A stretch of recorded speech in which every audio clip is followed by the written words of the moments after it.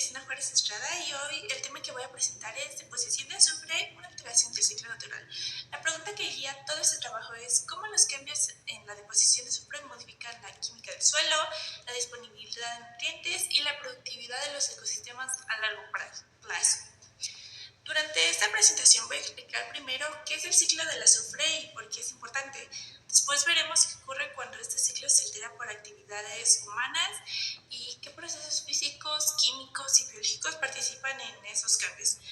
¿Cuál es la evidencia científica que existe actualmente? Y finalmente, ¿cuáles son las consecuencias ecológicas que se observan cuando esta situación permanece durante muchos años? Antes de responder la pregunta principal, primero hay que entender qué es un ciclo biogeoquímico. Un ciclo biogeoquímico es el movimiento continuo de un elemento químico entre la atmósfera, la hidrosfera, la litosfera y los organismos vivos. Gracias a estos ciclos, elementos como el carbono, el nitrógeno y el fósforo, también el azufre, pueden reutilizarse constantemente y mantenerse disponibles para los seres vivos. En el caso del azufre, este es un elemento muy particular porque puede encontrarse en diferentes estados de oxidación. Esto hace que participe en muchas reacciones químicas dentro del suelo, el agua y la atmósfera. Normalmente el azufre circula de manera natural entre las rocas, los microorganismos, las plantas, los animales y nuevamente el suelo mediante procesos de meteorización, absorción por las raíces, descomposición y actividad microbiana. Además, el azufre forma parte de aminoácidos como la cisteína y la metionina, por lo que participa directamente en la formación de proteínas y enzimas indispensables para prácticamente todos los organismos vivos. Los problemas comienzan cuando este ciclo deja de estar en equilibrio. Actualmente, una gran parte del azufre que llega a la atmósfera no proviene solamente de fuentes naturales como volcanes o descomposición de materia orgánica, sino principalmente de actividades humanas, especialmente la quema de combustibles fósiles y algunos procesos industriales que liberan grandes cantidades de dióxido de azufre. Una vez en la atmósfera, el dióxido de azufre se oxida y forma ácido sulfúrico y sulfatos, los cuales regresan nuevamente a la superficie mediante lluvia, nieve, niebla o deposición seca. Cuando esto ocurre durante muchos años, el suelo comienza a acidificarse y poco a poco cambian sus propiedades químicas, la disponibilidad de nutrientes y finalmente el funcionamiento completo del ecosistema. Precisamente por eso surge la pregunta que ya es la investigación. Para responder esta pregunta, primero hay que entender que el problema no es realmente el azufre como elemento. El problema aparece cuando aumenta demasiado la cantidad de azufre que entra al ecosistema debido principalmente a las actividades humanas. Como podemos observar en el esquema, todo inicia con la quema de combustibles fósiles y diferentes procesos industriales que emiten dióxido de azufre hacia la atmósfera. Ahí ocurre una serie de reacciones químicas donde este dióxido de azufre se oxida y termina formando sulfato y ácido sulfúrico. Después de estos compuestos, regresan nuevamente a la superficie mediante dos tipos de deposición. La primera es la deposición húmeda, que ocurre por medio de la lluvia, la nieve o la niebla. La segunda es la deposición seca, donde gases y partículas se depositan directamente sobre la vegetación y el suelo o los cuerpos de agua. Es importante entender que este proceso puede repetirse continuamente durante años o incluso décadas, por lo que el suelo recibe una entrada constante de compuestos ácidos. Entonces, ¿qué pasa cuando esta deposición continúa durante largos periodos? Lo primero que ocurre es una disminución del pH del suelo, es decir, el suelo se vuelve más ácido. Conforme el pH disminuye, empiezan a liberarse metales que normalmente permanecían retenidos en las partículas del suelo. Entre los más importantes están el aluminio y el manganeso. Estos elementos, cuando aumentan demasiado su concentración, pueden resultar tóxicos para las raíces de las plantas. Así, al mismo tiempo, ocurre otro proceso llamado lixiviación. La lixiviación consiste en que el agua arrastra los nutrientes esenciales como el calcio, el magnesio, el potasio hacia capas más profundas del suelo o incluso fuera del ecosistema. Es decir, los nutrientes siguen existiendo, pero ya no permanecen disponibles para que las plantas los absorban. Como consecuencia, las raíces crecen menos y disminuye la absorción del agua, los nutrientes y finalmente se reduce la productividad primaria, que básicamente capacidad que tienen las plantas para producir biomasa mediante la fotosíntesis. Algo interesante es que estos cambios no desaparecen inmediatamente cuando disminuyen las emisiones, pues estudios realizados en bosques europeos muestran que la recuperación química del suelo puede tardar varias décadas debido a que muchos de esos procesos son muy lentos. Hasta este punto ya vimos qué sucede cuando aumenta la deposición de azufre y cómo termina modificando el suelo. Sin embargo, todos estos cambios no ocurren de manera espontánea, sino que son el resultado de una serie de procesos físicos, químicos y biológicos que trabajan al mismo tiempo. Aunque aquí los presentamos por separado para entenderlos mejor, en realidad dentro de un ecosistema todo ocurre de formas simultáneas y dependen unos de otros. Los procesos físicos son los que transforman el azufre desde la atmósfera hasta el suelo y los cuerpos de agua. Después entran los procesos químicos, que son responsables de transformar estos compuestos y modificar la química del suelo. Finalmente, intervienen los procesos biológicos donde plantas, microorganismos y demás organismos incorporan el azufre a sus tejidos y permiten que vuelva a reciclarse dentro del ecosistema. Entonces, más que pensar en tres grupos independientes, podemos verlo como una secuencia donde primero el azufre llega al ecosistema, después cambia químicamente y finalmente es aprovechado o transformado por los organismos vivos. En esta tabla se resumen los principales procesos que participan en todo este mecanismo. Si empezamos por los procesos físicos, encontramos el transporte atmosférico, la deposición húmeda y la deposición seca, la infiltración y la escorrentía. El transporte atmosférico permite que el dióxido de azufre viaje incluso cientos o miles de kilómetros antes de depositarse. Eso significa que un país puede verse afectado por emisiones generadas en otros lugares. Después ocurre la deposición. Cuando hablamos de deposición húmeda nos referimos a la lluvia, la nieve o la niebla, que transportan sulfatos y ácido sulfúrico hasta la superficie. En cambio, la deposición seca ocurre cuando partículas y gases simplemente se depositan sobre hojas, troncos, suelo o agua sin necesidad de lluvia. Una vez que esos compuestos llegan al suelo, interviene la infiltración y la escorrentía. La infiltración permite que el agua transporte los sulfatos hacia capas más profundas de los perfiles del suelo, mientras que la escorrentía puede movilizarlos hacia ríos, lagos y otros cuerpos de agua. Después aparecen los procesos químicos. El primero es la oxidación del dióxido de azufre en la atmósfera, donde el dióxido de azufre reacciona con oxígeno y vapor de agua formando principalmente ácido sulfúrico. Cuando este ácido entra en el suelo ocurre su disociación liberando protones o iones de hidrógeno que son responsables de disminuir el pH. Conforme disminuye el pH también ocurre el intercambio catiónico. Básicamente los protones se desplazan nutrientes como calcio y magnesio a los sitios donde estaban retenidas las partículas del suelo. Estos nutrientes quedan libres y posteriormente son arrastrados por el agua mediante la lixiviación. Finalmente aparecen los procesos biológicos. Las plantas absorben el azufre principalmente en forma de sulfatos para sintetizar aminoácidos y proteínas. Posteriormente, ese azufre pasa a los animales mediante cadenas tróficas y cuando los organismos mueren, los microorganismos comienzan la descomposición de la materia orgánica y devuelven nuevamente el azufre al suelo mediante procesos de mineralización. Gracias a este reciclaje, el azufre vuelve a estar disponible para comenzar otra vez el ciclo. Ahora que ya entendimos cómo ocurre todo este proceso, el siguiente paso es analizar qué pasa dentro del ecosistema cuando estos cambios permanecen durante muchos años. En la tabla 2 se resumen las principales consecuencias ecológicas que se han documentado durante diferentes investigaciones. Como podemos observar, los elementos no se limitan únicamente al suelo. También afecta la biodiversidad, la productividad primaria, la disponibilidad de nutrientes, la calidad del agua y finalmente la estabilidad del ecosistema.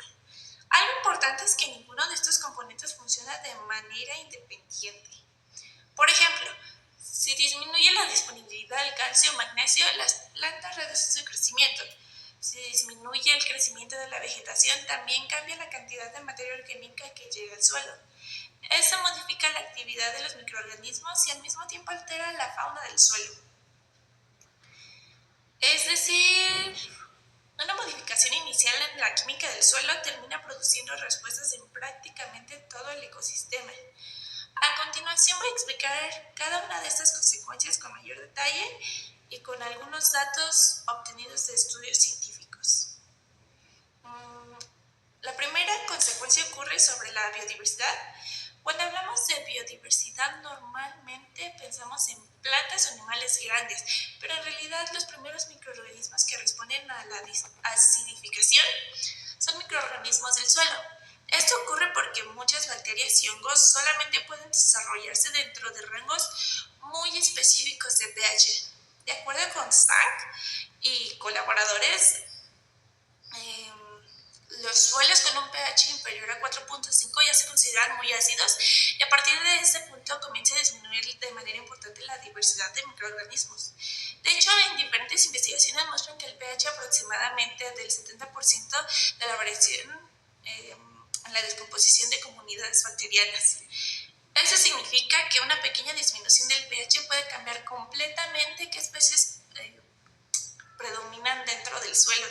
Estos cambios también afectan la descomposición de la materia orgánica y la mineralización de nutrientes, porque precisamente son bacterias y hongos quienes realizan la mayor parte de estos procesos. Estudios realizados en ecosistemas acidificados encontraron disminuciones cercanas al 49% en la abundancia de nematodos y reducciones aproximadamente del 50% en la riqueza de especies después de exposiciones prolongadas. Además, organismos como lombrices, moluscos y muchos artrópodos disminuyen su abundancia conforme aumenta la acidez. En consecuencia, la fragmentación de la hojarasca y el reciclaje de nutrientes se vuelven menos eficientes. Finalmente, también la vegetación cambia, pues las especies menos tolerantes a la acidez poco a poco desaparecen y son sustituidas por especies que soportan mejor estas condiciones. El problema no es únicamente perder especies, sino modificar toda la estructura de la comunidad vegetal y las relaciones ecológicas que existen entre ellas. Después de los cambios en la biodiversidad, otra de las consecuencias más importantes que ocurre es sobre la productividad primaria. En la productividad primaria es la capacidad que tienen las plantas para producir biomasa mediante la fotosíntesis. En otras palabras, es la velocidad en que un ecosistema genera nueva materia vegetal. Cuando el suelo se acidifica, las raíces son las primeras estructuras que empiezan a verse afectadas. Conforme disminuye el pH, aumenta la concentración de aluminio en forma de aluminio 3, que es la forma más tóxica para las plantas. Este aluminio impide que las raíces se alarguen normalmente. En lugar, se desarrollan raíces finas que son las que absorben mayor parte del agua. Las raíces se vuelven más cortas, gruesas y poco ramificadas. La imagen que se muestra a la derecha muestra justamente una diferencia. En el suelo con un pH cercano a 5.5 las raíces tienen un desarrollo mucho menor, mientras que el pH disminuye aproximadamente a 4.0, el crecimiento radicular es mucho más limitado. Aunque la planta siga teniendo hojas verdes debajo del suelo, ya existe un problema importante porque su capacidad para absorber el agua y nutrientes disminuye considerablemente. Como consecuencia también disminuye la fotosíntesis, la producción de biomasa y el crecimiento de árboles y demás especies vegetales. Incluso cuando las emisiones de azufre disminuyen, la recuperación de vegetación puede tardar muchos años porque primero es necesario que el suelo recupere parte de sus nutrientes y mejore nuevamente su condición química. Todo esto nos lleva a otra consecuencia muy importante, que es la disponibilidad de nutrientes. Muchas veces pensamos que un suelo ácido simplemente tiene un pH bajo, pero en realidad el problema principal es que cambia completamente el equilibrio químico del suelo. Cuando aumenta la concentración de protones o de hidrógeno, los nutrientes que estaban retenidos en las partículas del suelo, principalmente el calcio, el magnesio y el potasio, son dispersados mediante el intercambio catiónico. Después, cuando ocurre la impresión del agua, estos nutrientes son arrastrados hacia capas más profundas mediante la lixiviación. Las gráficas que se muestran aquí corresponden a un estudio realizado por Johnson y los colaboradores en bosques europeos monitoreados durante varios años. Lo interesante es que observaron una disminución del 52% en la concentración de los sulfatos en los primeros 10 a 20 centímetros de suelo y del 40% entre los 40 y 80 centímetros, como resultado de la reducción de emisiones de azufre. A simple vista podría parecer una buena noticia porque significa que llega menos azufre al suelo. Sin embargo, los investigadores encontraron al mismo tiempo también que disminuyeron las concentraciones de calcio, magnesio y potasio. Además, la relación entre las bases intercambiables y el aluminio, conocida como relación Pc-Al, permaneció baja durante muchos años. ¿Por qué es importante esta relación? Porque indica si existen suficientes nutrientes para contrarrestar los efectos tóxicos del aluminio. Cuando esa relación permanece baja, las plantas siguen teniendo dificultades para crecer, aunque la disposición de azufre ya haya disminuido. Este resultado demuestra que la recuperación del suelo es mucho más lenta que la disminución de las emisiones atmosféricas. La acidificación tampoco se queda únicamente en el suelo. Parte de los sulfatos y del aluminio movilizado son transportados por escorrentías e infiltración de ríos, lagos y arroyos. Conforme disminuye el pH del agua, aumenta la cantidad de aluminio disuelto y este metal resulta especialmente tóxico para muchos organismos acuáticos. Los más sensibles son los huevos, las larvas y las especies juveniles porque todavía están en etapas muy tempranas de desarrollo. El aluminio puede dañar principalmente las branquias, dificultando el intercambio de oxígeno y aumentando la mortalidad. Además de los peces, también se disminuyen muchos macroinvertebrados, cefeteros y tricicópteros. Estos organismos son muy importantes porque forman parte de las bases de muchas cadenas alimenticias dentro de los ríos. Cuando sus poblaciones disminuyen, también se reducen los alimentos disponibles para peces, anfibios y aves acuáticas. Es decir, la acidificación no solamente afecta al agua, sino también a especies y también modifica el funcionamiento completo de un ecosistema acuático. Finalmente, todas las consecuencias anteriores terminan reflejándose en la estabilidad del ecosistema.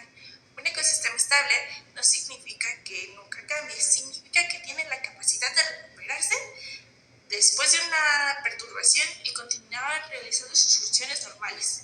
Cuando la deposición de azufre permanece durante muchos años, esta capacidad de recuperación se disminuye.